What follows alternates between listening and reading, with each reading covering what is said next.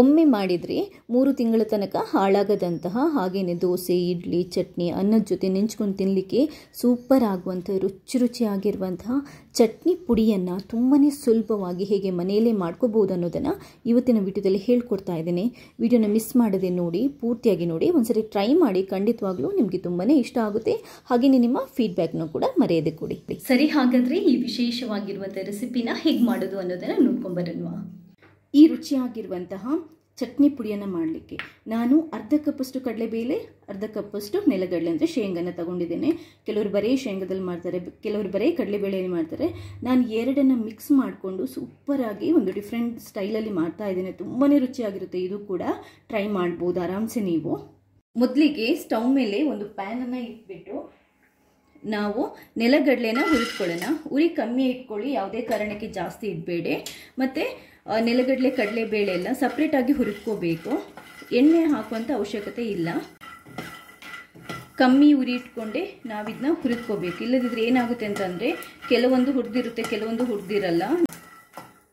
ನಿಮಗೆ ನೋಡಿ, ಇದು ಚಟರ್ ಪಟರ್ ಅಂತ ಹೊಡೆಯಲಿಕ್ಕೆ ಶುರುವಾಗುತ್ತೆ, ಅಂದರೆ ಸೀಳ್ ಬಿಡಲಿಕ್ಕೆ ಶುರುವಾಗುತ್ತೆ. ಆವಾಗ ಇದು ಚೆನ್ನಾಗಿ ಹುರಿದಿರುತ್ತೆ ಅಂತ ಅರ್ಥ. ನಾವು ಮತ್ತು ಕಲರ್ ಕೂಡ ನೋಡಿ ಚೇಂಜ್ ಆಗಿದೆ, ಎಲ್ಲದರದ್ದು ಈಕ್ವಲ್ ಆಗಿ. ಇಷ್ಟು ಸಾಕು. ಸ್ಟವನ್ನು ಬಂದ್ ಮಾಡಿ ತೆಗೆದಿಟ್ಬಿಡೋಣ. ಇದನ್ನ ಒಂದು ಪಾತ್ರೆಗೆ ನಾನು ಹಾಕೊತಾ ಇದ್ದೇನೆ.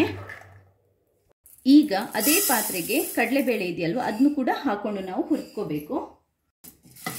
ಕಡಲೆಬೇಳೆ ಹುರಿಯುವಾಗ ಕೂಡ ಅಷ್ಟೇ, ಉರಿ ಕಮ್ಮಿಯೇ ಇರಬೇಕು, ಜಾಸ್ತಿ ಇರಬಾರ್ದು. ಕಡಲೆಬೇಳೆ ಮತ್ತು ನಾನು ನೆಲಗಡಲೆ ಎರಡನ್ನ ಈಕ್ವಲ್ ಆಗಿ ತಗೊಂಡಿದ್ದೇನೆ, ಅಂದರೆ ಅರ್ಧ ಕಪ್.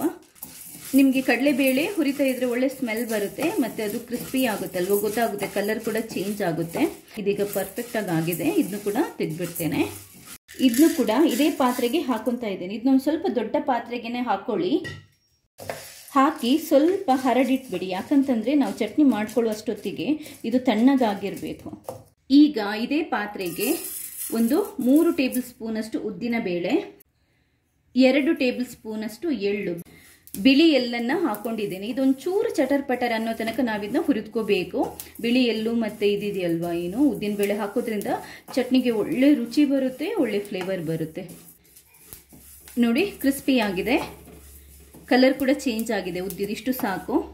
ಇದನ್ನು ಕೂಡ ಅದೇ ಪಾತ್ರೆಗೆ ನಾನು ಹಾಕೊತಾ ಇದ್ದೇನೆ. ಈಗ ಇದೇ ಪಾತ್ರೆಗೆ ಒಂದು 2 ಟೇಬಲ್ ಸ್ಪೂನಷ್ಟು ಕುಕ್ಕಿಂಗ್ ಆಯಿಲನ್ನು ಹಾಕೊತಾ ಇದ್ದೇನೆ. ನಮಗೆ ಮೆಣಸು ಹುರಿದ್ಕೊಳ್ಳೋಕೆ ಎಷ್ಟು ಬೇಕು ಅಷ್ಟು ಆಯಿಲನ್ನು ಹಾಕೋಬೇಕು. ಒಂದು 18ರಿಂದ 20 ಒಣ ಮೆಣಸನ್ನು ಹಾಕೊಂಡಿದ್ದೇನೆ. ಖಾರ ಜಾಸ್ತಿ ಬೇಕು ಅಂತಂದರೆ ಗುಂಟೂರು ಮೆಣಸು ಸೇರಿಸಿ ಹಾಕೋಬಹುದು. ಸ್ವಲ್ಪ ಕರಿ ಲೀವ್ಸ್ ಕೂಡ ಇದಕ್ಕೆ ಹಾಕೋಬೇಕು, ಜಾಸ್ತಿ ಬೇಡ, ಕಲರ್ ಚೇಂಜ್ ಆಗುತ್ತೆ ಜಾಸ್ತಿ ಕರಿ ಲೀವ್ಸ್ ಹಾಕೊಂಡಿದ್ರೆ. ಮೆಣಸು, ಕರಿಮೆಣಸು ಮತ್ತು ಕರಿ ಲೀವ್ಸ್ ಇದೆಯಲ್ವಾ, ಅದು ಕ್ರಿಸ್ಪಿ ಆಗೋ ತನಕ ನಾವಿದನ್ನ ನಿಧಾನಕ್ಕೆ ಹುರಿದ್ಕೋಬೇಕು. ಈಗ ಕರೆಕ್ಟಾಗಿ ಆಗಿದೆ. ನಾನು ಸ್ಟವನ್ನು ಬಂದ್ ಮಾಡ್ತಾ ಇದ್ದೇನೆ. ಮೆಣಸನ್ನು ಒಂದು ಬೇರೆ ಪಾತ್ರೆಗೆ ಹಾಕೊಳ್ಳಿ, ಹುರಿದಿರೋದನ್ನು. ಈಗ ಕೊನೆಯದಾಗಿ ಒಂದು ಸ್ವಲ್ಪ ಒಣ ಕೊಬ್ಬರಿ ಕೂಡ ನಾನು ಇದಕ್ಕೆ ಹಾಕೊತಾ ಇದ್ದೇನೆ. ಚಟ್ನಿ ರುಚಿ ಇದೆಯಲ್ವ, ತುಂಬಾ ಚೆನ್ನಾಗಿ ಬರುತ್ತೆ. ಒಣ ಕೊಬ್ಬರಿಯನ್ನು ಜಾಸ್ತಿ ಹುರ್ಕೊಳ್ಳೋದು ಬೇಡ, ಯಾಕಂತಂದರೆ ಆಲ್ರೆಡಿ ಡ್ರೈ ಇರುತ್ತೆ. ಜಸ್ಟ್ ಒಂದ್ಸರಿ ಈ ಥರ ರೋಸ್ಟ್ ಮಾಡ್ಕೊಳ್ಳಿ, ಸ್ವಲ್ಪ ಸಾಕಿಷ್ಟು. ಕೊಬ್ಬರಿನ ಜಾಸ್ತಿ ಫ್ರೈ ಮಾಡೋದು ಬೇಡ. ಇದನ್ನು ಕೂಡ ಸೇಮ್ ಪಾತ್ರೆಗೆ ಹಾಕೊತಾ ಇದ್ದೇನೆ. ಈಗ ಮೆಣಸು, ಕೊಬ್ಬರಿ ಎಲ್ಲ ಒಂದ್ಸರಿ ನಾವು ಗ್ರೈಂಡ್ ಮಾಡ್ಕೋಬಹುದು. ಹಾಗೆಯೇ ಈ ನೆಲಗಡಲೆ ಮತ್ತು ಕಡಲೆಬೇಳೆ ಇದೆಯಲ್ಲ ಹುರಿದಿಟ್ಟಿರೋದು, ಇದನ್ನ ಇನ್ನೊಂದ್ಸರಿ ನಾವು ಗ್ರೈಂಡ್ ಮಾಡ್ಕೋಬಹುದು. ಅಥವಾ ಎರಡನ್ನ ದೊಡ್ಡ ಮಿಕ್ಸಿ ಆದರೆ ಎರಡನ್ನ ಒಟ್ಟಿಗೆ ಹಾಕಿನೂ ಗ್ರೈಂಡ್ ಮಾಡ್ಕೋಬಹುದು. ಮೊದಲು ನಾನು ನೆಲಗಡಲೆ ಮತ್ತು ಕಡಲೆಬೇಳೆನ ಹಾಕೊತಾ ಇದ್ದೇನೆ.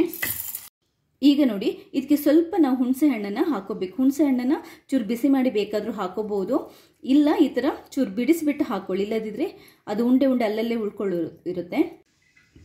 1 ಟೇಬಲ್ ಸ್ಪೂನಷ್ಟು ಉಪ್ಪನ್ನು ಹಾಕೊತಾ ಇದ್ದೇನೆ. ನೀವು ಬೇಕಾದರೆ ಆಮೇಲೆ ಕಮ್ಮಿ ಅಂತ ಅನಿಸಿದರೆ ಪುಡಿ ಉಪ್ಪನ್ನು ನೋಡಿಕೊಂಡು ಅಡ್ಜಸ್ಟ್ ಮಾಡ್ಕೊಳ್ಳಿ. 1 ತುಂಡು ಬೆಲ್ಲ,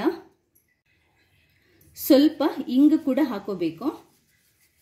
ಕೆಲವರು ಅರಿಶಿನ ಪುಡಿ ಹಾಕ್ತಾರೆ, ಬಟ್ ನಾನು ಅರಿಶಿನ ಪುಡಿ ಹಾಕ್ತಾ ಇಲ್ಲ. ಅರಿಶಿನ ಪುಡಿ ಹಾಕಿಲ್ಲದಿದ್ದರೆ ನಿಮಗೆ ಚಟ್ನಿ ಪುಡಿ ಕೆಂಪಾಗಿರುತ್ತೆ, ಚೆನ್ನಾಗಿರುತ್ತೆ. ನೋಡಿ, ಗ್ರೈಂಡ್ ಮಾಡ್ಕೊಂಡಿದ್ದೇನೆ 1 ರೌಂಡು. ಅಂದರೆ ಕರೆಕ್ಟಾಗಿ ತುಂಬ ಅಂದರೆ ಜಾಸ್ತಿ ಪುಡಿನೂ ಆಗಿಲ್ಲ, ಜಾಸ್ತಿ ತರಿನೂ ಇಲ್ಲ, ನೀಟಾಗಿ ಬಂದಿದೆ. ಚಟ್ನಿ ಪುಡಿಗೆ ಎಷ್ಟು ಬೇಕೋ ಅಷ್ಟು. ಇದನ್ನ ಒಂದು ಪಾತ್ರೆಗೆ ಈಗ ಹಾಕೊತಾ ಇದ್ದೇನೆ. ಈಗ ಇದೇ ಮಿಕ್ಸಿಗೆ ನಾನು ಮೆಣಸು ಕೂಡ ಹಾಕೊಂಡು ರುಬ್ಕೊತಾ ಇದ್ದೇನೆ. ಮೆಣಸು ಮತ್ತು ಕೊಬ್ಬರಿ ಇತ್ತಲ್ವಾ, ಇದನ್ನ ಇಷ್ಟೇ ಹಾಕೋದು. ಈಗ ಜಸ್ಟ್ ಒಂದು ಗ್ರೈಂಡ್ ಮಾಡ್ಕೊಂಡು ಬಿಡೋಣ. ಈಗ ಮೆಣಸನ್ನು ಪುಡಿ ಮಾಡ್ಕೊಂಡಿದ್ದೇನೆ, ಕೊಬ್ಬರಿ ಮತ್ತು ಮೆಣಸನ್ನು. ನೋಡಿ ಇದು ಸ್ವಲ್ಪ ತರಿ ಆಗಿದೆ, ಯಾಕಂತಂದ್ರೆ ಕೊಬ್ಬರಿ ಜೊತೆಗೆ ಹಾಕಿರೋದ್ರಿಂದ ಸ್ವಲ್ಪ ಅದು ಎಣ್ಣೆ ಬಿಡುತ್ತೆ. ಅದನ್ನ ನೀವು ಕೊಬ್ಬರಿ ಮತ್ತೆ ಇದನ್ನ ಬೇರೆ ಬೇರೆ ಬೇಕಾದ್ರೂ ಗ್ರೈಂಡ್ ಮಾಡ್ಕೋಬಹುದು. ಈ ತರ ಇದ್ರೂ ಏನು ತೊಂದರೆ ಇಲ್ಲ, ಚೆನ್ನಾಗೇ ಇರುತ್ತೆ. ಈಗ ಮೆಣಸಿನ ಪುಡಿ ಮಾಡಿದ್ವಲ್ಲ ಅದನ್ನ ಕೂಡ ಇದಕ್ಕೆ ಹಾಕೊಂತಾ ಇದ್ದೇನೆ. ಈಗ ಇದನ್ನ ನೀಟಾಗಿ ನಾವು ಮಿಕ್ಸ್ ಮಾಡ್ಕೋಬೇಕು. ಸ್ಪೂನಲ್ಲಿ ಆಗಿಲ್ಲದಿದ್ರೆ ಕೈಯಲ್ಲೇ ಒಂದ್ಸರಿ ಈ ಥರ ಮಿಕ್ಸ್ ಮಾಡ್ಕೊಂಡ್ಬಿಡಿ. ಆಗ ಏನಾಗುತ್ತೆ ಅಂತಂದರೆ ನೀಟಾಗಿ ನೋಡಿ ಮಿಕ್ಸ್ ಆಗುತ್ತೆ. ಸೂಪರ್ ಆಗಿರುವಂಥ ಘಮ ಅನ್ನುವಂಥ ತುಂಬಾ ರುಚಿಯಾಗಿರುವಂತಹ ಚಟ್ನಿ ಪುಡಿ ರೆಡಿ ಆಗಿದೆ. ಇಷ್ಟೇ ನೋಡಿ, ತುಂಬಾ ರುಚಿಯಾಗಿರುವಂತಹ ಚಟ್ನಿ ಪುಡಿ ರೆಡಿ ಆಗಿದೆ. ಇದನ್ನ ನೀವು ಒಂದು ಡಬ್ಬದಲ್ಲಿ ಟೈಟಾಗಿ ಮುಚ್ಚಳನ ಮುಚ್ಚಿಬಿಟ್ಟು ಇಟ್ಟರೆ 3 ತಿಂಗಳ ತನಕ ಆರಾಮ್ಸೆ ಯೂಸ್ ಮಾಡ್ಬೋದು. ಫ್ರಿಜ್ಜಲ್ಲಿ ಬೇಕಾದರೂ ಇಟ್ಟರೆ ಇನ್ನೂ ಜಾಸ್ತಿ ದಿನ ಬರುತ್ತೆ. ನಾವು ದೋಸೆ ತಿನ್ನಲಿಕ್ಕಿರ್ಬೋದು, ಮಸಾಲೆ ದೋಸೆ ಮಾಡುವಾಗ ಇರ್ಬೋದು, ಇಡ್ಲಿ ತಿನ್ನಲಿಕ್ಕಿರ್ಬೋದು, ಅಥವಾ ಅನ್ನದ ಜೊತೆ ನೆಂಚ್ಕೊಂಡು ತಿನ್ನೋದಕ್ಕೂ ತುಂಬಾ ಚೆನ್ನಾಗಿರುತ್ತೆ. ಈ ಚಟ್ನಿ ಪುಡಿ ಹಾಕಿ ಸ್ವಲ್ಪ ತುಪ್ಪ ಹಾಕಿ ನಾವು ದೋಸೆ ಅಥವಾ ಇಡ್ಲಿ ಚಪಾತಿನೂ ಬೇಕಾದರೂ ತಿಂತಾ ಇದ್ರೆ ಅದರ ಮಜನೇ ಬೇರೆ. ಮಕ್ಕಳಿಗೆ ಕೂಡ ತುಂಬಾ ಇಷ್ಟ ಆಗುತ್ತೆ. ನಿಮಗೆ ಈ ಚಟ್ನಿ ಪುಡಿ ಇದ್ದರೆ ಇದೆಯಲ್ವಾ, ಯಾವುದು ಪಲ್ಯ ಆಗಲಿ ಸಾಗು ಆಗಲಿ ಯಾವುದೂ ಬೇಕಾಗಲ್ಲ ನಮಗೆ ದೋಸೆ ಮತ್ತು ಇಡ್ಲಿ ತಿನ್ನೋಕ್ಕೆ. ರೆಸಿಪಿ ಇಷ್ಟ ಆದರೆ ಲೈಕ್ ಮಾಡಿ, ಬೇರೆಯವರಿಗೆ ಶೇರ್ ಮಾಡಿ ಕೂಡ. ಥ್ಯಾಂಕ್ಸ್ ಎಲ್ರಿಗೂ.